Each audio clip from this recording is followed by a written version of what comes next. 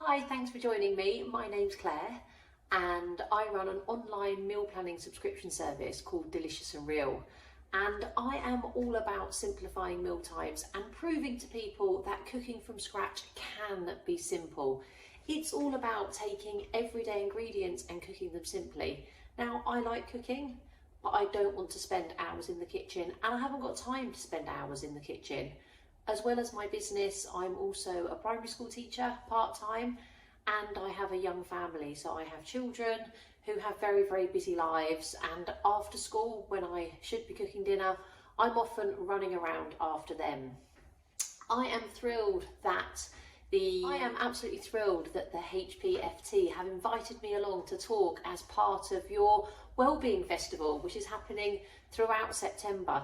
And I really hope that I can inspire you to get into the kitchen and start building those healthier habits, because I know that you're all busy. I know that your jobs are super important and can be, all consuming, but with a little bit of delicious and real help, you can get more organised and you can get ahead, and you too can cook from scratch and eat healthy meals every day. I'm going to talk to you about batch cooking. I am a big fan of batch cooking, and I always have portions of, whether it's whole meals in the freezer or whether it's just components of meals, but I'll always have stuff in my freezer ready for those days when I just don't have enough hours, which happens quite often.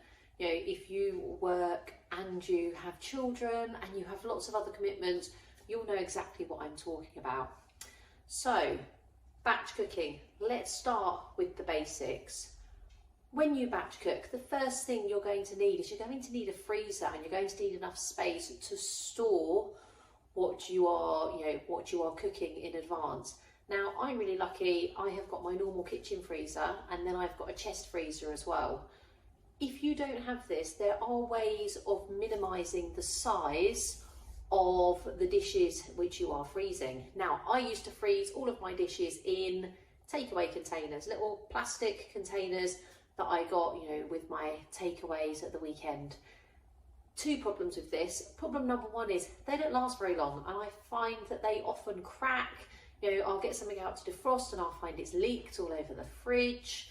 So they are not very durable. Second problem is they're quite bulky. They take up quite a lot of space on the shelf. So I have discovered silicone freezer bags. So let me just grab my silicone freezer bag. They come in lots of different sizes. I just bought, my first batch I bought off Amazon. This one's actually from America. Sad but true, I went on holiday and bought back some silicone freezer bags. They're not very expensive, and the reason they are so good is because once you've filled them up, you can get out all the air and you can flatten it, and you can literally sort of file them in your freezer, either on top of each other flat, or depending on how deep your freezer is, you can file them in like this. You can write on them. I started off trying to use stickers, but the stickers wouldn't stick, and so I just write on them in Sharpie, and then that washes off afterwards. They do discolour slightly if you put anything tomato based in there, a bit like Tupperware. It will discolour, but that doesn't really bother me.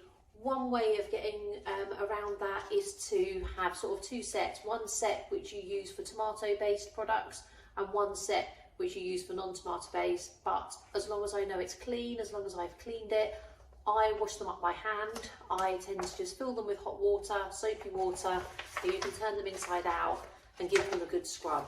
But these are brilliant if you don't have much space in your freezer, or you want your freezer to look really organised, like some of those home organiser ones we see on the television. Batch cook, you need to consider whether you want it frozen as a meal for 4 of you, or however many there are in your family. For me it's 4, or whether you want to freeze it in individual portions. Now, I often decide on whether it's going to be something for lunch, because if it's for lunch, it tends to just be me. The children have school dinners. My husband often eats out, or he'll go and buy his own thing. So lunches I tend to freeze in smaller versions of those silicone bags, and they are just individual portions for me. If it's a sauce of some kind or a whole meal, I will freeze it as a portion of 4. And this is where, and I know I keep talking about meal planning and how important it is, but you need to have planned when you're going to use these meals, because you need to know when to get it out of the freezer. So I tend to get these bags out the night before. So I'll look at my meal plan board and I will see, you know, tomorrow we're having, I don't know, whatever it is, it's spaghetti bolognese. And I know that I've got some bolognese in my freezer in a silicone bag. So I'll get it out the night before, and or the day morning before even, and I will put it in the fridge, and that should give it enough time to defrost. And then all I've got to do in the evening is heat it up. You can heat it up on the hob, so you can pop it in a pot. I tend to put a lid on to stop it drying out and heat it up on the hob. But if we're trying to save money and cut costs, you can heat it up in the microwave. Just make sure it's in a suitable container.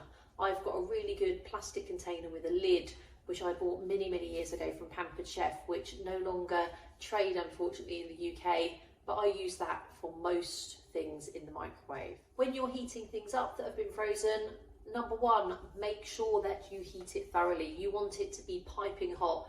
I tend to heat it so it's too hot, so that it's gone beyond, I can't eat it straight away, then I'll leave it to cool a little bit. I'd rather it was too hot than not hot enough. Also, when you are freezing it, make sure you allow it to cool properly first of all. So leave it out, let it cool, and then put it into your containers and pop them in the freezer. Really important that you do those two things. So what kind of things would you find if you had a look in my freezer? What have I been batch cooking? Number one for me is soup. I love making I use my slow cooker, a big slow cooker full of soup, and portioning it up and popping it in the freezer. That's one of my go-to lunches for myself on a weekday, but also, sometimes at the weekend, if I can't think of anything to cook, or I've been running around like a headless chicken and I don't have any time, I can grab out a bag of soup and we can have that for lunch with some, I like those part-baked baguettes that you get from the supermarket. I often have those in the cupboard or in the freezer as well. So soup, you will always find packets of soup that I have batch cooked in my freezer. Another dish that lends itself really, really well to batch cooking is a bolognese. The reason a bolognese lends itself so well is because you can use it for lots of other dishes. So if you have made a bolognese and you've batch cooked it and you've got a couple of portions in the freezer, you can get it out and then cook your spaghetti and serve it the traditional way as spaghetti bolognese. You can mix it with some cooked pasta, so some fusilli or some penny pasta, top it with some cheese, and you can turn it into a pasta bake. You could add a tin of kidney beans to it and some chili flakes, cook some rice, and you've got a chili con carne. A way that I've cooked it recently, which my family absolutely loved, is I bought some hard shell tacos and I served bolognese with hard shell tacos, and then I put on the table some chopped avocado and some chopped tomatoes and spring onions and cheese, and we had tacos for dinner. So bolognese doesn't have to be boring. It doesn't have to be spaghetti bolognese. It doesn't have to be served with pasta, and that's what makes it such a great dish to batch cook. Lasagna is another thing you could use it for. Now, when you are batch cooking a bolognese and you are doubling it, don't just double the normal recipe. So double the amount of meat that you use and the amount of tomatoes and all of that. But when it comes to your carrots and any other vegetables that you put in there, put in extra, because that bulks it out. So I will often put in 3-4 times as many vegetables, and I won't just add the traditional carrots and onions. I'll also add some chopped courgette to it. I might add some mushrooms to it. I could add some spinach. Bulk it out using vegetables. They're cheaper than the meat and they are really, really good for you. If you're not a fan of big chunks of vegetable in your bolognese, use your food processor and whiz it down really, really finely. You can use your food processor anyway, actually. I often use my food processor when I'm batch cooking because it's much quicker to put them in the food processor than it is to chop 4 onions and 6 carrots and a couple of courgettes. Pop it in your food processor and it does all the hard work for you. As well as bulking it out with your vegetables, you can also bulk it out by adding a tin of green lentils. These are super cheap, again, much, much cheaper than buying meat. and they're a great way of bulking out something like a bolognese. If, I know this isn't batch cooking, this is something else, but if you want to make just a lot of family of 4 bolognese, you could halve the meat and then add a tin of lentils as well. Extra goodness, and much cheaper. And I very much doubt the members of your family, unless they are super fussy, will even notice that you've put it in there. Another dish that I like to batch cook is a curry. If I'm making curry, I will buy double the amount of ingredients and I will freeze a portion of it. Curry, and I've said this lots, curry is one of the dishes that definitely tastes better if you leave it for a few days. Defrost it, reheat it, it tastes just as good. Now, if you've got children, or if you're like my husband and you're a big kid at heart when it comes to eating food, you will know that chicken goujons, chicken nuggets, always go down well. Actually, in my house, anything that's breaded goes down well. It's really simple to make your own batches of chicken goujons or chicken nuggets. So all you need, I use chicken thigh because chicken thigh dries out less, it's tastier, and it's much cheaper than chicken breasts. I buy the chicken thigh fillets, so they're skinless and there's no bone in them. You start off just by chopping your chicken thighs into your size. I tend to do strips, I make mine more into goujons than nuggets, but cut them into pieces. And then you will need 3 bowls. You'll need a bowl with some plain flour in it. You'll need a bowl with a couple of eggs whisked in it. And your 3rd bowl needs to have breadcrumbs in it. Now, when it comes to breadcrumbs, you can buy breadcrumbs, but you can easily make your own from those crusts of bread that nobody eats, or the bread that's left over after a meal. Don't throw it away. Never throw bread away unless it's gone mouldy. I put the bread in my freezer, and then when I've got 4 or 5 slices, I put them in my food processor and I make my own breadcrumbs, and then I pop them in the freezer ready for when I'm making something that's breaded. You can add other flavours to your breadcrumbs. You can add paprika, you can add parmesan, you can add oregano, so you can add other flavours, or you can just leave them plain, but much cheaper. And another way of reducing your food waste is making your own. I always have a bag of crusts and a bag of breadcrumbs in my freezer.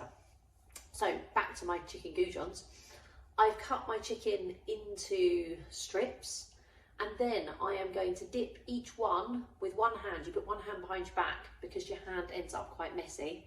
I'm going to dip each one. So each chicken goujon goes into the flour, so it's coated in flour, then into the egg, and then you press it into the breadcrumbs, and then just put it on a baking tray. If your baking tray isn't non-stick, line it with some greaseproof paper first, or buy a silicone mat. Then when you've coated them all, pop them in the freezer, just on the tray, and once they are frozen, take them off the tray and put them in your silicone freezer bag. And then when you want chicken goujons for dinner, get them out, defrost them, and just pop them in the oven to cook them. Much healthier than shop-bought ones. And there's something really satisfying about knowing that you have made them yourself. And that's what makes cooking so good for our mental health. It's that sense of achievement, when you serve up dinner and you've made it and everybody loves it. It makes you feel good inside. Another thing that you will always find in my freezer is a basic tomato sauce, and I'm going to show you how to make my one in a minute. Why do I always have tomato sauce in my freezer? Because I can use it to make so many meals. When my children were little, and when they had friends around for a play date, I refused to serve pizza or chicken nuggets or sausages. I would make a pasta pomodoro. So that pasta sauce, that tomato sauce which I had in the freezer, I'd get out and defrost, and then I could heat that up, and then all I had to do was cook my pasta. So either spaghetti or penne or fusilli or farfalle, any shape you want. I'd cook my pasta, I'd combine the two, and I'd serve it with cheese on top. So there's your protein added into it. So a really quick and easy dinner. If you've come home from work, all you've got to do is boil the water, cook the pasta, heat the sauce, there's your dinner. You can have it ready in less than 15 minutes from, get through the door. 15 minutes later, you could be sitting down having your dinner. You can also use it as the sauce in a pasta bake. So if you want something a bit different, you could combine the sauce with some cooked pasta. Throw in, a tin of tuna, throw in some sweet corn, throw in some chopped spinach, top it with some mozzarella or some cheddar, pop it in the oven, and you've got a delicious pasta bake. It also works really well if you've got some cooked sausages. You could chop some sausages up and throw it in. If you're vegetarian or you're trying to cut down on the amount of meat you eat, it's really good with chopped vegetarian sausages as well. So pasta bake, that sauce, perfect sauce for that. What else could we make with it? We could use it as if you're making pizzas. If you like to make your own pizza, you can buy pizza bases. You can make pizza dough. It's easier than you think, and you can freeze it. But you can buy bases. You could make flatbreads, and you can use it as your topping on that. Another dish that I like making with my batches of tomato sauce is mozzarella chicken. Really easy. You lay your pieces of chicken. You could use breasts. I tend to use thighs. You lay them in a baking dish and you cover them with the sauce that you've made. So you'd have to have defrosted the sauce first, obviously. Cover them with the sauce and then lay on top of it some mozzarella cheese and put it in the oven for about 30 minutes. It does depend on the thickness of your pieces of chicken, how long it's going to take to cook. So do check the chicken, obviously, before you eat it. And then I just serve that with some crusty bread, or you could cook some potatoes to go with it, or you could just serve it with a selection of vegetables, some broccoli, some green beans, some peas. But that's another really, really easy dish, and it's a good one to prep in advance. Make it on Sunday, pop it in the fridge, and then it's ready to go into the oven on the night you want to eat it. Another one, can I think of one more? I've got one more. Shakshuka, which I know sounds a bit posh. It's just an egg dish. I love this. There's a restaurant local to where I live who serve this, and it is probably one of my favourite breakfast and brunch dishes, but we have it quite often for dinner in our house. So shakshuka, I can't say it now. All it is the tomato sauce, and then you cook the eggs in it. So I start off by frying off some red pepper strips. So I cut my red pepper into strips because I want a bit of texture in the sauce. I don't want the sauce to be smooth, this one. So I fry off my red pepper, and once my red pepper is fried, I will add my sauce to the frying pan and heat it through. I want it to be simmering. And once my sauce is simmering, I make 4 little wells in it. And into each well, I break an egg. And then I cook it until my egg is cooked to how I like it. Now, I like it so the yolk is really runny, because I will then serve it with some bread that I can dip in the yolk. I often put a lid on because I find the steam and the cooking from underneath cooks the egg quickly. And then before I serve it, so I get it out, it's a bit messy to serve this one. It never looks very good on the plate, but it tastes delicious. So serve it so that everybody gets an egg and everybody gets some of the tomato sauce. Put a bit of bread on the side and then finish it off with a sprinkling of feta cheese and maybe some chili flakes, and if you like coriander, some coriander as well. It's a delicious, super, super quick and super, super nutritious dinner. So as you can see, tomato sauce, it has lots of uses, and if you only have space in your freezer to batch cook one thing, that is what you need to batch cook, because you can turn it into a meal really, really, really quickly, and you can turn it into a different meal every night of the week. There are lots and lots of uses. So I am going to show you how I make my tomato sauce now. I'm going to make a double batch of tomato sauce. So that means I'm making enough for 2 dinners for 4 people. I'm going to start off by preparing my vegetables. I'm going to chop up 2 peppers, 2 onions, and then I've also got 2 cloves of garlic, which I'm going to crush. So let's start with the pepper. Chop off the top, chop off the bottom. I can already hear my dog coming in the background. There she is. She honestly can smell a pepper, even though she's fast asleep and in a different room. I'm then going to chop down the side, I'm going to open it up. This is a very small pepper, this one. And then I am just going to cut my battens. And then when I've cut all of my battens, I'm going to gather them together and chop across the other way so that I have diced it. Now the reason these peppers are so small is because I get an odd box. I don't know if you've heard of an odd box.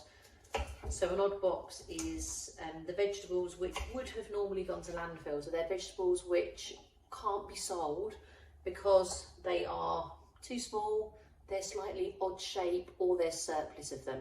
It's ludicrous, they taste the same, but it does mean that my pepper is a little bit smaller. So I'm going to chop up both of my peppers and I'm going to give my dog the end. Both my peppers are chopped, so I've pushed them to one side of the board. I'm now going to do my onions. So I'm going to cut them in half through the root, like so. And then I'm just going to take off the skin, so peel that back, like that. It doesn't have to come off at the end, doesn't matter if it's hanging off the end. Then I'm just going to chop off that little papery bit, and I'm going to do the chefy way of dicing an onion. I'm going to cut down towards the root, like so. So I've cut all the way down horizontally towards the root and my onion stays together. Then I'm just going to hold it and chop across the other way. And I have got a finely diced onion. There's something rather satisfying about dicing an onion. So I'm going to get both my onions diced and then all my vegetables are ready and we can start making the tomato sauce. Now, not all onions are created equal. That second one really made my eyes water. Look, my eyes are streaming. I can barely see what I'm doing. I have yet to find a solution to watering eyes, although I don't really get affected that much. I think I chop so many onions that that one was super, super strong.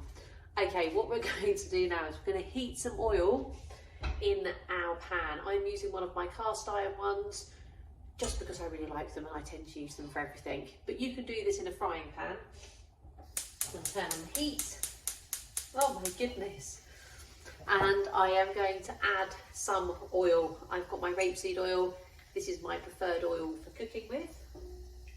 So I've added some oil to the pan. And once the oil is heated up, I'm going to add my peppers and my onions. And I'm going to soften them. Now we are going to add some garlic, but I'm not going to add it just yet. And that's because the garlic doesn't take very long to cook.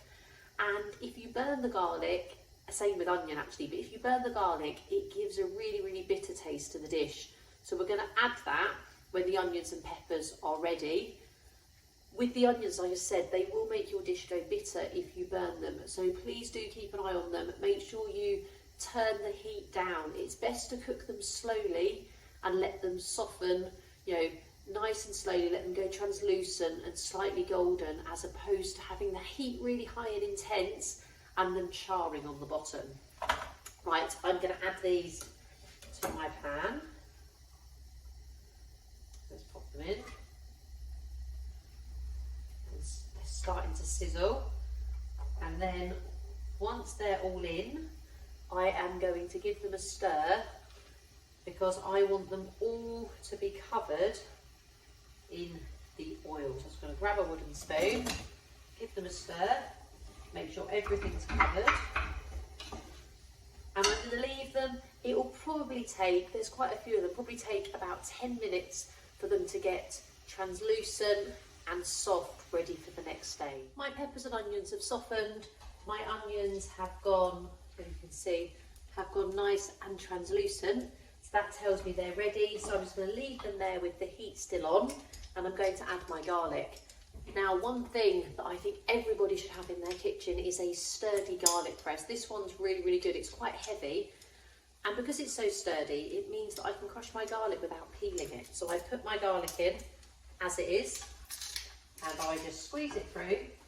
I can take the garlic off the back, and then there's the peel. Sometimes it doesn't come out like that, so I just use a knife to lever it out. So I'm going to do the same again with the other one. I'm going to add them in, squeeze it through, pop it in, and give that a stir. As I said, the garlic doesn't need much time. You need to take the edge off it, otherwise it can be really, really spicy. If you've ever eaten raw garlic, it's super, super spicy, so that just takes the edge off slightly. I'm now going to add an ingredient which might be slightly controversial. I like to add anchovies to my tomato sauce. Anchovies have a really, I really like them. They have a real salty flavour and they add a real depth to the sauce. If you don't like anchovies, you do not have to add them, okay? But this little tin, this was from Aldi, it was really, really cheap. So give it a go. So I'm just going to get out my little anchovies. And if you're not sure, or someone in your family says they don't like them, I promise you, they won't know that they are there because they melt into the sauce. I'm just going to roughly chop them. I've got 4 here, so I'm just going to roughly chop them. And if you don't use the whole tin, I then put the tin in the fridge. They last for ages because they're salted, they're already preserved. Chop those up, and I can add them, and I give them a squish with the back of my spoon. And that way they will melt nicely into the sauce. You'll see they start to disappear in there. The heat starts to sort of melt them into there. So my anchovies are in, my peppers and my onions and my garlic. I'm now going to add my tomatoes. So I've got 2 tins of chopped tomatoes. I always buy the cheap ones. I don't go for designer ones. These are just an essential range from my local supermarket. So in they go. So that's my tomatoes in. I'm going to add 2 teaspoons of sugar. That's because tomatoes are quite acidic and it balances it out. So I'm going to add 1, 2. I'm going to add a good grinding of black pepper. And then I'm going to add some salt. I'm going to add about half a teaspoon of salt. And what we'll do is we will taste it once it's simmered and see if we need to adjust the seasoning. So I'm going to give that a stir together. And then I'm going to turn up the heat and I'm going to bring it to a boil. So I want those really big bubbles where it's boiling. And the minute it starts boiling, I'm going to turn the heat down to a simmer and I'm going to simmer it for 10 minutes. The sauce has been simmering now for 10 minutes. It smells delicious. What I'm going to add now is I'm going to add some fresh basil. I'm just going to roughly chop it. You don't have to add basil to this recipe. You could add dried basil if you want to. But as I said, if you haven't got any, don't worry. Lots of the time with recipes, if you haven't got an ingredient, you can often miss it out or you can improvise with something else. You never know, you might actually make a better recipe. So I'm going to add that and stir that through. You could also add some chopped spinach at this point, some frozen spinach or some freshly chopped spinach if you want to add another burst of goodness. What we can do with this now, if you like a chunky sauce, which I actually do, I like to have a bit of texture in it. So I will leave mine as it is. I'm going to leave mine like that. But what you can do if you prefer a smoother sauce, or maybe you've got a child or somebody else in your family who doesn't like the visible vegetables in it, you can blend it. So wait for it to cool and you can put it in a blender, or you can use a stick blender and blend it, and then you've got a nice smooth sauce. So that's totally down to personal preference. Then you just leave it to cool, and once it's cooled you can put it into your containers, either in the fridge or in the freezer. I'm actually going to be using half of this for our dinner on Thursday. We're having a gnocchi dish. Gnocchi is another one of my favourite store cupboard ingredients. Buy packets of it. Sometimes it has to go in the fridge, sometimes you can just get a packet which you can pop in the cupboard. So if you haven't had gnocchi before, they're like little potato dumplings. And what you do is you cook them in boiling water like you would pasta. So I'm going to cook mine on Thursday. I'm then going to put them in an oven dish with this sauce on the top of it, and then I'm going to cover it in mozzarella and pop it in the oven. It is a delicious meat-free dinner. I hope I've given you some ideas and I've inspired you to start batch cooking. I really hope you're going to take something away from this session that will help you in your day-to-day life and help simplify those meal times, because that's what I'm all about. I want to simplify meal times for everybody and get everybody cooking from scratch. I want to show you all that cooking doesn't have to be complicated or expensive, and it certainly doesn't have to take hours. Thank you so much for joining me. Take care.